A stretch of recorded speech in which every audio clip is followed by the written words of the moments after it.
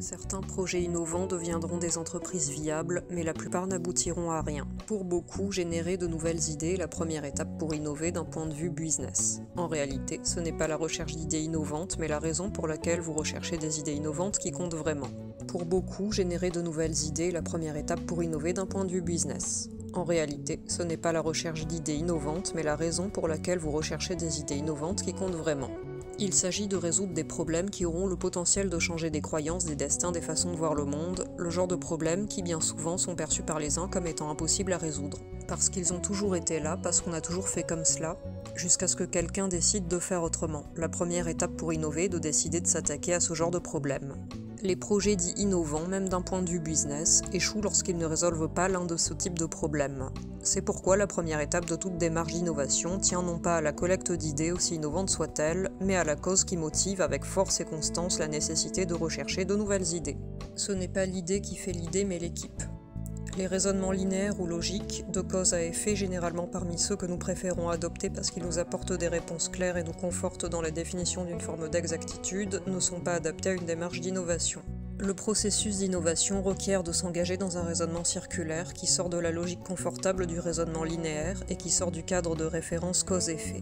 Dans cette démarche d'innovation, vous devrez définir une stratégie tout en étant capable de naviguer sans stratégie le temps de la définir, fixer des objectifs puis les ressources nécessaires pour les atteindre tout en étant capable d'identifier les ressources disponibles pour définir des objectifs atteignables. Savoir comment prendre des décisions basées sur le retour sur investissement tout en prenant ces décisions sur la base du retour sur perte de votre investissement. Convaincre d'autres personnes avec des prévisions fondées sur des références et des données existantes pour démontrer le probable à 3 ou à 5 ans alors que vous êtes vous-même celui qui peut rendre ce futur probable ou non. Savoir comment étudier le marché alors qu'il n'existera pas avant que vous ayez créé ce que vous avez prévu. En résumé, comme pour l'exemple de la poule et l'œuf, le processus d'innovation implique de s'exposer à des paradoxes. Vous devrez accepter de ne pas savoir, de ne pas comprendre, de ne pas connaître l'inconfort comme l'incertitude. Certaines personnes ont peur que leur idée innovante puisse être volée. Or, aucune idée ne peut voir le jour toute seule. Pour qu'elle puisse aboutir, il faut une équipe qui œuvre à transformer cette idée en réalité. Un élément indispensable, l'environnement d'expérimentation. La plupart des projets innovants n'ont pas besoin de beaucoup d'argent pour démarrer. Cependant, il existe une ressource déterminante sans laquelle il est compliqué d'innover, un environnement d'expérimentation. Si vous vous souvenez avoir déjà été dans un environnement où vous vous sentiez en sécurité pour faire face à des problèmes difficiles ou des défis nécessitant de dépasser la perception de vos propres limites, et si cela n'a pas été anxiogène, alors vous avez expérimenté ce qu'est un environnement d'expérimentation. L'objectif est de faire de la place à ce qui semble incontrôlable, incohérent, imprécis, imprévisible, défiant le besoin de contrôle, de cohérence, d'exactitude qui conduit continuellement à croire que tout ce que nous pensons impossible l'est vraiment. L'innovation business commence sans modèle économique éprouvé, sans plan rodé, sans certitude de génération de revenus et parfois même sans marché. L'un des plus grands challenges est de les créer. Il y a de fortes chances qu'aucun des plans prévus ne vous guide jusque-là, mais un environnement d'expérimentation vous y aidera. L'innovation est synonyme d'inconfort. Les organisations les plus conformistes sont de facto celles où le potentiel d'innovation est le plus contraint. Toutes les entreprises veulent être innovantes, mais toutes sont naturellement plus ou moins enclines à se conformer à une culture établie, protégée comme une forteresse. Y inclure une différence dans la façon d'être, de penser, d'expérimenter est en ce sens évité car perçu comme un cheval de Troie. Pourtant, toute personne qui se distingue par le fait d'entrer en conformité quasi parfaite avec une culture établie annule toute capacité réelle ou supposée à apporter quelque chose de nouveau et donc à pouvoir l'enrichir en créant de nouveaux schémas de pensée. Plus vous optez pour la diversité, plus vous saisissez l'opportunité de pensées diverses qui aide à repousser les limites du plafond d'innovation inaccessible. Inclure toute forme de diversité, créer de nouvelles façons de voir un même problème, des angles de lecture complémentaires et différents de ceux déjà tracés, dans lesquels se sont constituées des habitudes. C'est une zone d'inconfort. Chercher à travailler avec des gens qui nous ressemblent, agissent comme nous, pensent comme nous, ont vécu les mêmes expériences que les nôtres, encore et encore, tout en s'attendant à des résultats différents et voués à l'échec. Plus vous vous connectez avec des personnes ayant des pensées, des expériences, des antécédents différents, plus vous augmentez la probabilité de faire des choses que d'autres ne penseraient même jamais tenter. De nouveaux modèles économiques, de nouvelles propositions de valeur, de nouveaux développements de produits, etc. Innover, c'est prendre le risque d'engager et de construire des liens avec des personnes éloignées de là où l'on est. La diversité des idées, des voix, des points de vue et des croyances est un ingrédient essentiel à la créativité. Pas la perfection, mais la vitesse. En technologie comme dans le business, la clé du succès réside dans le processus de recherche. Pendant ce processus, vous devrez trouver des preuves. Des preuves que l'idée est faisable, preuves de concept. Des preuves que ce qui est faisable peut avoir de la valeur pour un nombre important de personnes, preuves de valeur. Des preuves que ce qui peut avoir de la valeur pour un nombre important de personnes est utilisable, preuve d'usage via un prototype. Des preuves que ce qui est utilisable peut être viable économiquement. Des preuves que ce qui peut être économiquement viable peut trouver son marché. Des preuves que ce qui peut trouver son marché peut ensuite être déployé dans une perspective d'expansion. Des preuves que ce qui peut être déployé à l'échelle peut enfin être optimisé pour s'installer sur le marché durablement, idéalement dans une position de leadership.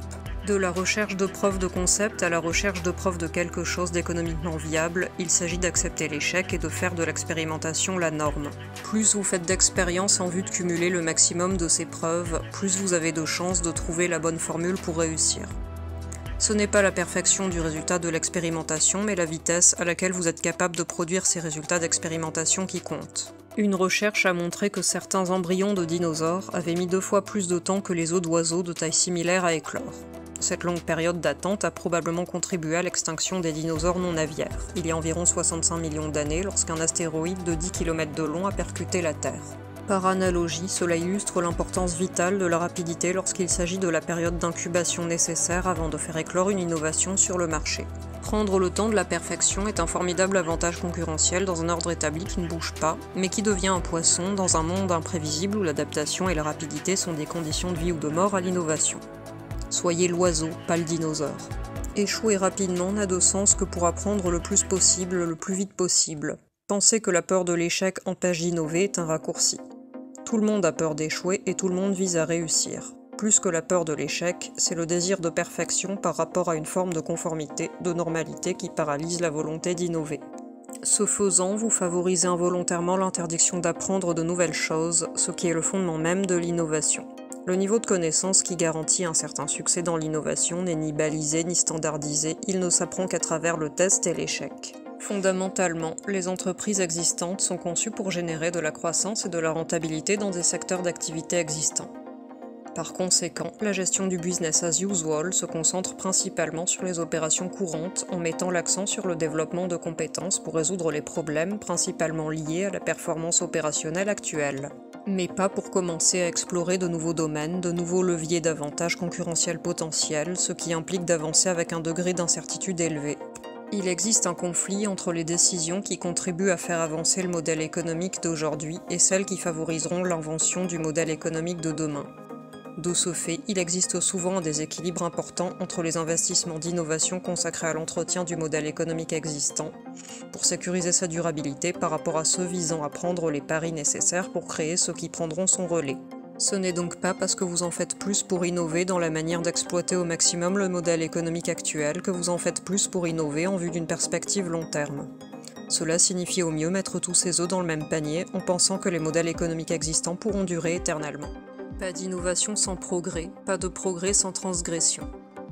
Combien de projets d'innovation réinventent totalement les activités existantes tout en coupant littéralement la branche sur laquelle repose la rentabilité et la croissance actuelle ?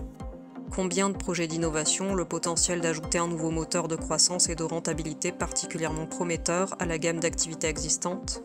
Pour cela, il faut rompre avec la logique de la permission. Toute innovation est une désobéissance à une règle, une norme, une habitude, un processus, une façon de faire, une pensée établie, un système de croyances que l'organisation porte. Si ce n'était pas le cas, il ne s'agirait pas d'une innovation. Lors d'une démarche d'innovation, il va falloir lutter contre le syndrome du reste à ta place, qui assigne à résidence les uns et les autres en les astreignant à rester dans leur silo, en appauvrissant les ressorts de la collaboration et de l'échange de points de vue différents, pourtant nécessaires pour créer de nouvelles choses.